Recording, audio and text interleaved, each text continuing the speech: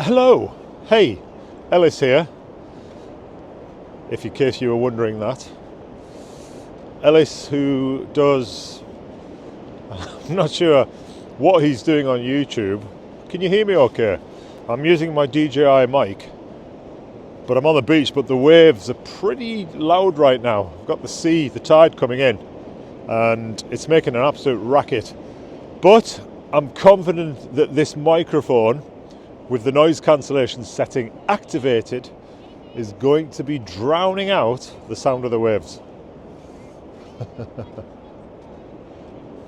It's a beautiful beach, this. It's about 10 minutes from my house in terms of driving, which is nothing, is it? It's no big shakes. It's a much cleaner, more pristine beach than the beach that's only a 5-minute drive from my house. So I've got two beaches right at my doorstep. I've got one in a neighbouring county, which is in the county of Durham, which is the Durham Heritage Coast. Now that is the beach that's 5 minutes from my house. And I've got this beach here, which is on the outskirts of the town where I live. Now if I'm to look south, which I am looking right now, in that general direction, which I'll show you, I'll sweep the camera in a moment, I'm looking towards the cliffs of North Yorkshire. I can see Redcar, Staves, Whitby and beyond, heading down the east side of the UK. I'm going to say the United Kingdom then. I'm trying to sound awfully posh. The east coast of England. If I look a little bit further in, I can see Rosebery Topping, a very iconic prominent hill in the North Yorkshire moors. A bit further to the right of that, and a much more closer, we've got a nuclear power plant, which is not as nice to look at, I'll be honest. Right of that, there's some wind turbines being constructed. And then if I sweep right of that, I'm looking at the seaside resort of Seaton Carew, which is a pretty, I'll be honest, it's a pretty little seaside resort. It could do with a little bit of TLC around the edges, but on the whole, it's not a bad little resort to have in your hometown. The council's erected a really pretty Christmas tree on the town moor there, and at night time, it just looks lovely when all the lights are on. So this is not a bad part of the country, is what I'm trying to get across there. And I've brought Ella down onto the beach with me as well. So you'll have to bear with me because stupidly I forgot my tripod. So I'm literally holding my iPhone out in my left hand here, and it's starting to hurt. I can probably record a sequence of maybe 2 minutes before I then have to stop recording and go again. Refocus, breathe, put my arm down, give my arm a rest, think about what I want to say in the next sequence, and then go again. I love this time of year, I really do, where we're into dark nights, the lightest or the shortest amount of daylight hours that we have here in winter in Northern Europe. But the air is so crisp. It's not as cold as I like.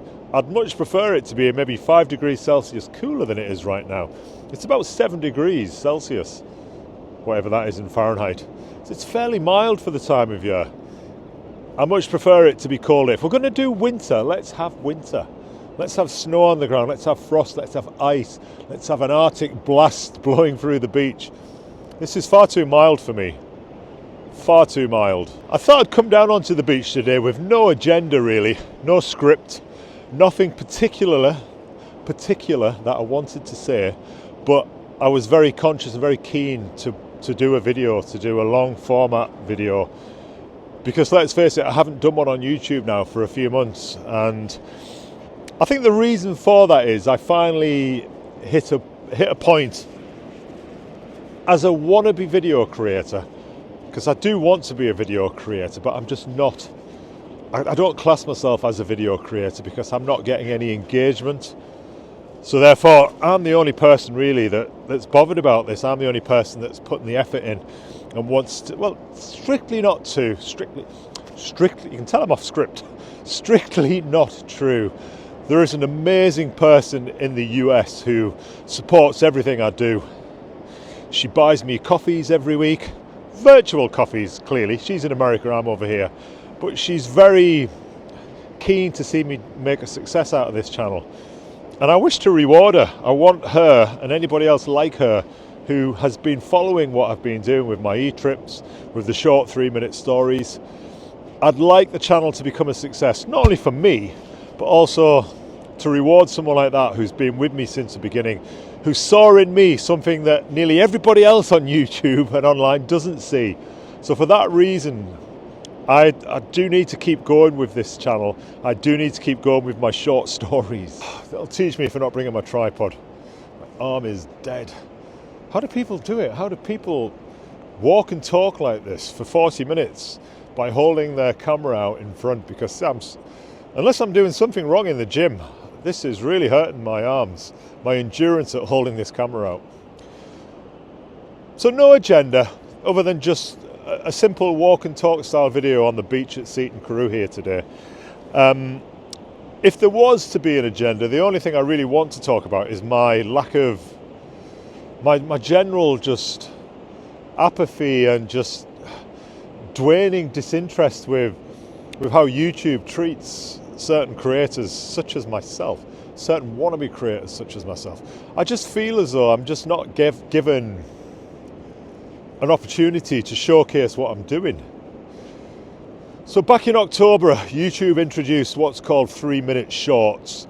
So the short TikTok style videos that you can see on YouTube, they're called shorts. And until October the 15th, not those type of shorts. Until October the 15th, the maximum amount of time a short could be was 60 seconds, which was pretty useless for me. For somebody who wanted to tell a story, 60 seconds didn't do it justice. 3 minutes, however, is the sweet spot. On TikTok and Instagram, I could tell a story in 3 minutes, and it rounded it off quite nicely. But YouTube, until October the 15th, capped their shorts at a minute. However, they then saw the light and decided to make their longer form videos more accessible for shorts. So they raised the limit of shorts to 3 minutes, which then I thought, well, this is going to be game on, because now I can tell my short stories on YouTube as well as TikTok and Instagram, and it's the perfect platform for me to get across these short stories. It must be quite strange for anybody walking past. A family just walked past me there with a dog, and they could see that I was presenting my phone screen outwardly, because I'm actually looking at the back side of the phone here. I'm looking at the front camera on the back of the phone, if you like. So the screen is away from me at the moment. Now the reason being, because obviously the front camera on the iPhone is a better quality camera than the back camera on the screen. But although the back camera is pretty impressive, it has to be said, I use the back camera when I'm telling all my short 3-minute stories, so I can see myself at all times when I'm doing the 3-minute stories. The only important thing to do by using the back camera, i.e. the selfie camera, is to look at the lens rather than at the screen, because it's so easy to just look at yourself rather than actually concentrate on the little lens at the top. Whereas looking at the back of the iPhone here, I can see the 3 individual lenses, and I'm just staring in that general direction. And that lets me know pretty much that I'm actually looking at you guys rather than away from you, which I would be. Now, if I was looking at the screen on the screen-facing side of the camera, this is what it would now look like. You can see I'm just looking at the Apple logo here, but that would be me looking at the screen. So there's no direct contact there, is there? So I have to look at the lens, which using the back of the camera forces me to do. I don't know, where was I going with that? Why did I just say that out loud? The complexities of my brain sometimes. Oh, this is going to get really exciting really soon. I'm about to show you the council toilets here. They've closed down the old toilet building. The old toilets here, restrooms for my American friend, used to be in a very artistic, architecturally interesting looking Art Deco style building from the 1930s, but for some reason they've closed that now. You can no longer use those toilets, and they've put these little plastic cabins in that look like beach huts, for want of a better word, but you've got to swipe your card, as you do with everything these days. The definition of spend a penny is now never truer, but you have to tap. So you've got to tap your card contactless to get access to one of these toilets for 40 pence. But it's hot running water, there's soap in there, they're clean, there's a mirror, you can pause in front of the mirror if you want. So I don't mind paying 40 pence if the toilet's in a good condition. This video is going to be amazingly exciting, isn't it? But I think I'm at the point now where I'm not 100% sure what to do with the long format side of YouTube anymore. What I'm doing now, this is a walk and talk vlog in many ways. And there's some channels that exist purely on being like this. I was trying to do something different with my e-trips by getting out to cities and getting out to tourist attractions and telling you a little bit of the history of these places, adding some music to it, unique music tracks. I genuinely thought I was onto something, but YouTube thought something else. YouTube didn't agree because the views were just not coming. I was kind of beating my head against a wall in many respects. That's got to be the definition of madness. Repeating the same thing over and over and expecting a different result each time. Well, I was repeating the same style of video over and over and getting the same result each time. That result being very, very few views. So it was a bit of a futile exercise. I'm not giving up on it entirely. I'm just having a rethink. I'm pivoting away from the longer form e-trips at the moment into the more shorter style storytelling format of video, which I've really been enjoying doing. If you don't know what I'm talking about, hop over onto the shorts tab on my channel and have a look at some of the shorts I've been doing. Clock tower. The clock tower was the toilets I was telling you about, which is that building there in the centre of your screen. The Seaton Clock Tower, aka public restrooms, toilets, but no longer. So now you have to pan around over to these little cabins just beneath the sunset there. Yeah, they do look like beach huts, very colourful. Probably the most colourful public toilets I think I've ever seen. Should we go and check them out?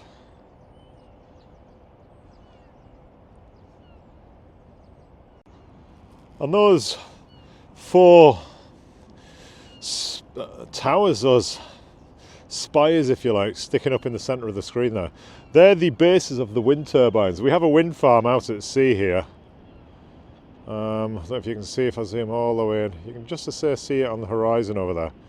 A very active wind farm that they keep adding to. Well, here is where they're assembled. They ship them in here on wagons. I've seen them coming in on the motorways, and then they assemble all the component parts that make up the wind turbine in that yard over there. Right next to it, if you can see just where Ella is at the moment, there's an old oil rig, so there's a ship dismantling yard there as well.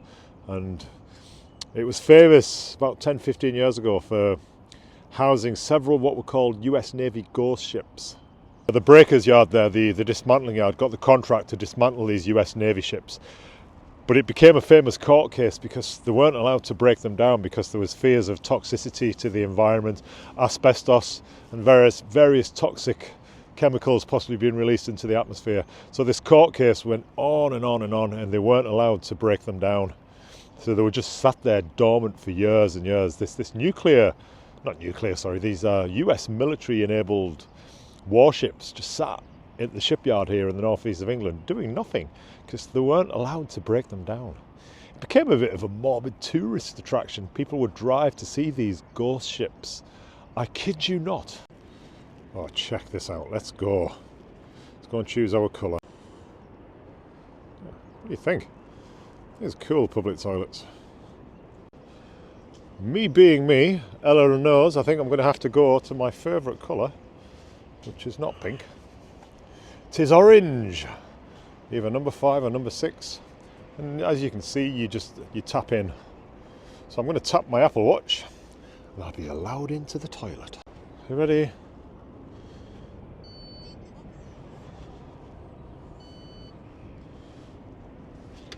We have access.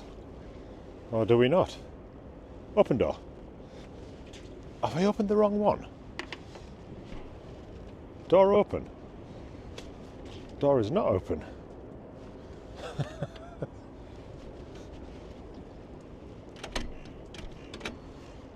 Oh, I've just been had. It didn't open the door. I've just been ripped off by 40 pence. Blooming door didn't open, even though it said it did.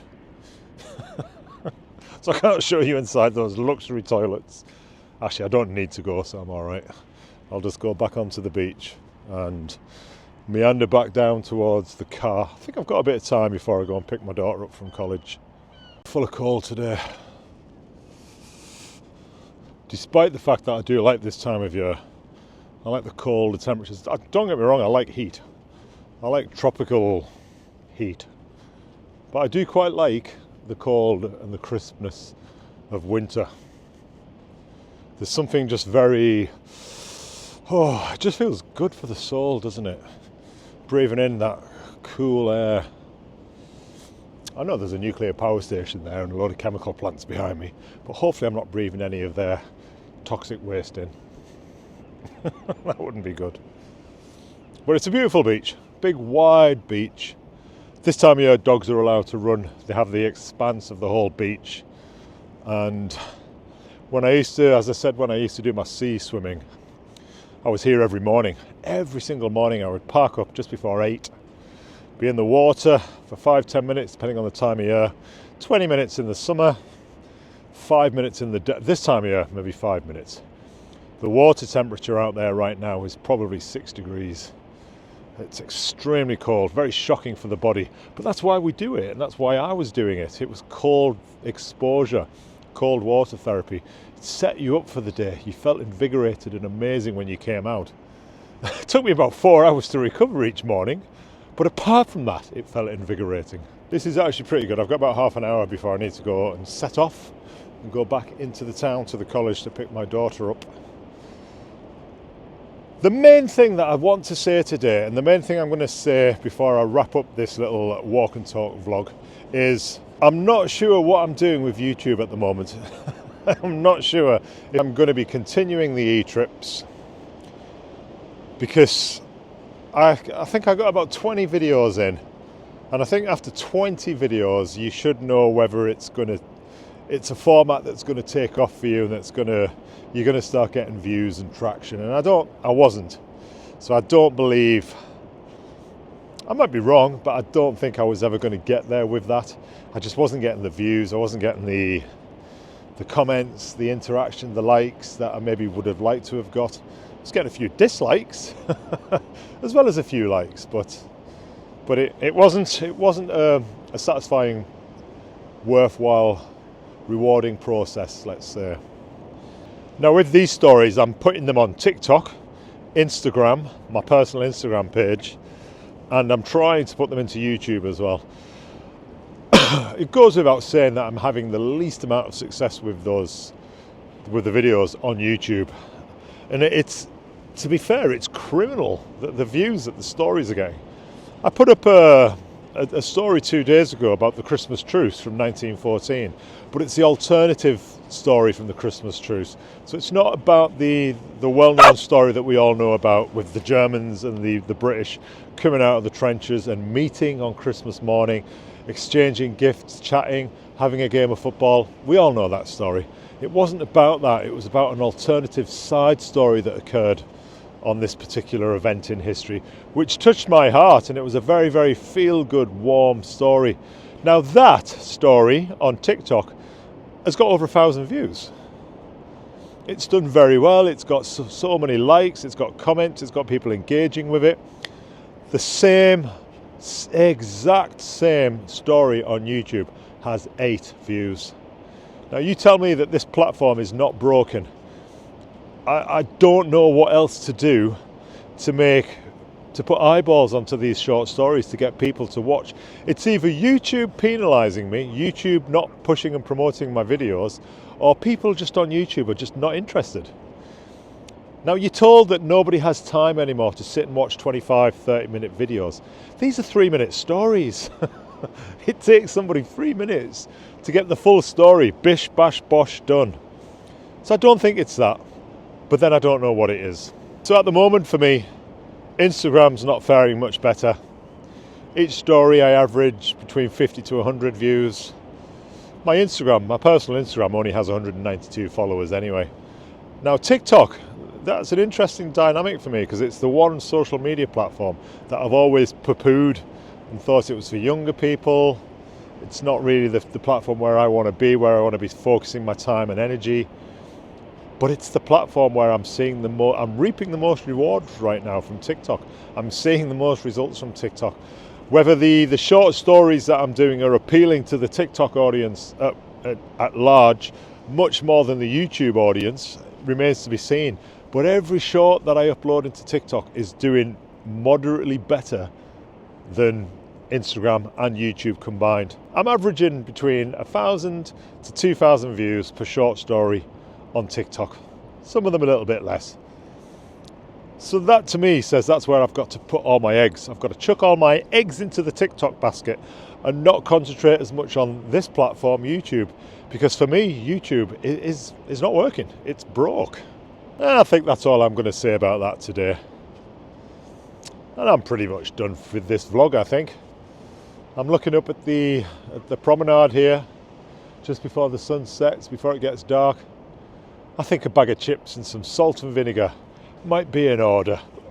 You can't come to the seaside and not have, well, certainly in England, and not have fish and chips. I'm not going to have the fish because I'm hitting the gym later, but I might certainly indulge in a bag of the town's finest chips. Why not? If you've watched this, if you're the one or two people who I think might watch this all the way through, thank you. It does mean a lot to me, and I'm not quitting on YouTube. I'm taking a hiatus. I'm just having time out to rethink my strategy again. I'm going to rethink and go and re-go again. I think that's probably the best case scenario going forward. Let's go and get some chips. Come on then.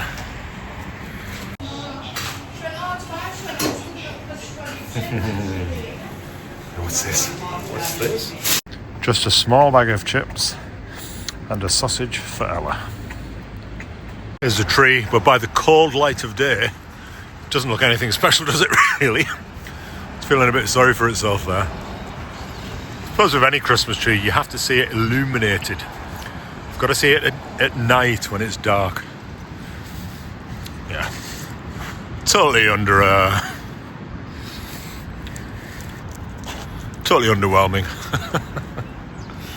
Oh, Christmas tree.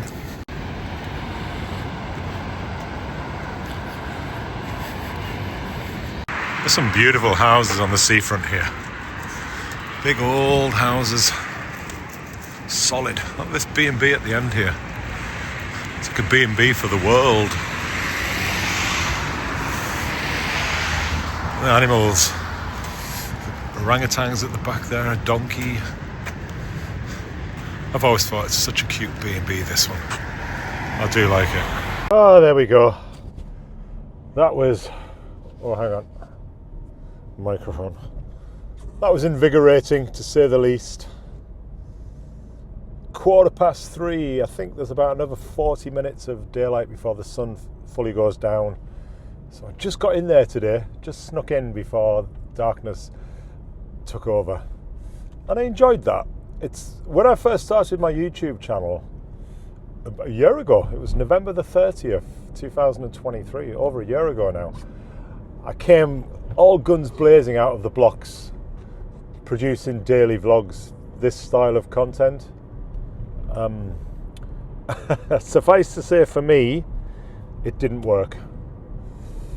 I was getting not much interaction, not many views, hardly any comments. Nobody was engaging with me, which is what I wanted. I'm a very sociable person, so humanity and people fascinate me, and I love nothing more than being in a social situation where I get to talk to people, I get to converse with people about their lives and what makes them tick. I would go so far as to say I'm very much an extrovert rather than an introvert, in that I like being surrounded by humanity, by people. So by putting myself out there on YouTube, I figured I would be giving myself ample chance to do that, to communicate with people, to share my life, well, chunks of my life with people that I was willing to share with them. But that's not what happened. What happened was very, very few views. And the comments that I was getting were of a negative connotation, which was demoralizing. And it was, for me, I didn't know what I'd done. I couldn't fathom out why people were not. When I say people, I'm talking 2 or 3 individuals maybe that took a pop at me, and I just rethought how it made me rethink what I was doing and whether I wanted to do daily videos. And so I changed tact and went more into the storytelling side of things, which is something I've always been passionate about. I love telling stories. Now, I'm fortunate that 10 years ago, or subsequently in the few years after that, so in 2016, 17, 18, I was getting paid to tell stories on stage. But those stories, or that story, fundamentally was centered around what happened to me on Everest. And that, I guess in a way, that's maybe where this passion for storytelling came from, because now I've taken all the skills that I learned from public speaking, and I'm now applying it directly to the camera. So I'm not speaking to an audience in front of me anymore, but I am speaking to people who are watching the short stories. And it's taken me a year of being on YouTube to get to what I enjoy doing and to what I should be doing. And for me, that was telling stories. Now, I'm not saying I'm going to be the next big thing, big storyteller on YouTube. I know there's a few individuals out there who do exceptionally well at that, and I'll never be like that, and I understand that. But if you enjoy doing something, then why not try and harness that? And that's all I'm doing. I like telling stories from all over the world, and it's kind of became my little hobby, a little passion, if you like. So I'm going to continue doing that. That's going to be the plan of attack going forward now. Just to keep pushing out these short 3-minute style stories on TikTok, on Instagram, maybe here on YouTube from time to time, because as I say at the moment, YouTube doesn't deserve my video. You know, a short story takes me a lot of effort. I have to research the story, script out the story, read the story out over and over in my head, so I know what I want to say and how I want to present it. I then put the entire thing into my editing suite. I use some AI to create some images. I bring in video footage. I put the whole thing together, a short little movie in 3 minutes. And it takes a lot of effort to do that. And I've been doing them on a daily basis at the moment. And then to just stick it onto YouTube and get 8 views, it's not a kick in the teeth. It's an absolute massive smack to the face with the biggest frying pan imaginable. And YouTube really need to be hauled over the coals for this. They need to take a long, hard look at themselves. Their algorithm is broke to the point where it doesn't allow somebody like me. I'm not asking for millions of views. That's impractical. That's not going to happen. But come on, one of these stories, I could at least get 1,000 views. You know, if there's 2.8 billion people on this planet using YouTube, it's not hard and it's not unreasonable to expect that maybe 1,000 views, 1,000 people might watch one of my stories. But at the moment, that's 8. Am I ranting here, or am I just speaking out loud? I have no idea. I'm going to end today. So you've had a bit of beach walk and talk, a bit of car walk talk, and every time I speak off script and I want to get something off my chest like this, I think I'm probably going to do it and release it on the long format side of YouTube. So I won't use my shorts for that. I'll keep my shorts, my YouTube shorts, for my stories, as well as TikTok and Instagram. And anytime I want to vent or rant, I'll maybe release one of these style of videos, these vlogs, whether it's a car vlog or even just walking along my local beach with Ella. It's good to talk, even if nobody watches. Keep wondering, keep looking out for my shorts, not my physical shorts, but my YouTube shorts, my Instagram, TikTok, because I really enjoy them. Speak soon, guys.